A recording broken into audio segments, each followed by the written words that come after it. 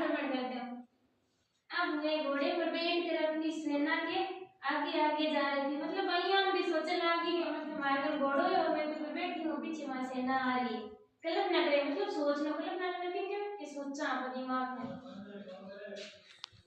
और फिर उसने दुश्मन देश के सारे सैनिकों को मार गिराया।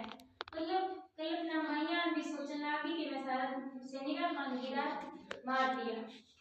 मगर ये तभी मुमकिन होगा जब उसके पास दुश्मन देश की सेना से बड़ी सेना, मतलब जब वो काम आप अगर छोटी सेना हो जितना वो काम हो गया, बड़ी सेना हो जाएगी तो आप काम कर पाओगे। और उसके बाद क्या दुश्मन देश के लोग तुम्हारी बात मान लेंगे? बयान भी सोचेंगे कि मतलब हमारे दुश्मन देश वाले लोग जब हमारी बात मान ले या कौन माने? दीदी ने पूछा, नहीं मानेंगे तो नहीं, उल्टा मुझसे और ज्यादा नफरत करेंगे। मतलब अगर नहीं माने तो कोई दिक्कत नहीं, पर नफरत नहीं करेगा कर ले सी। रीना ने कहा, हाँ मगर ये एक तरीका है और कई बार यही करना ठीक रहता है। हाँ मतलब कि बहुत तरीकों में ठीक है और कई बार तरीके ना आजमाना भी अच्छा है। दूसरा तरीका, इससे ठीक उल्टा, जोर जबरदस्ती करने के बजाय उनकी सारी बातें मान लो। मतलब पहला तरीका जगह के मायने तो सीधो आक्रमण करना, दूसरा तरीका जगह के मायने आप कोई जोर जबरदस्ती करने मत छोड़, मेरी बात मान ले। इससे कहते हैं समर्पण। मतलब जगह की बात मान लो, जो आप समर्पण कर ले।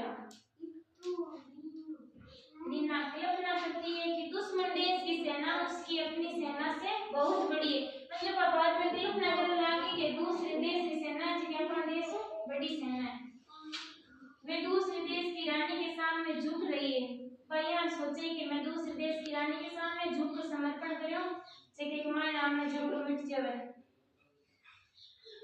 उसके सामने अपने हथियार डाल रही है। नहीं नहीं ये तो नहीं चलेगा, कोई और तरीका बताओ। बाकी नहीं नहीं झुकू तो हुई बनी, मैं तो कोई और ही तरीका बताओ।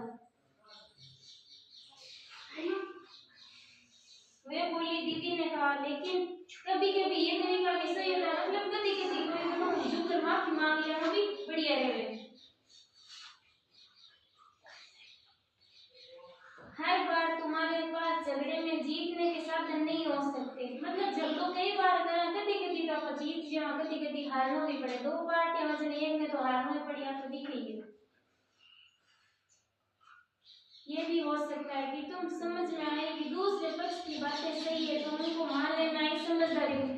कभी कभी मतलब कोई दूसरा हो सही के वजह की बात भी मान लेनी चाहिए अपन। तीसरा तरीका, दीदी आगे बोली, तुम झगड़े को टाल दो। मतलब तू झगड़े छोड़, बस दूसरे काम में लग जा। मैं हार मानो ने युद्ध करो, मतलब किसी काम को करना तो युद्ध करना ना हार माननी।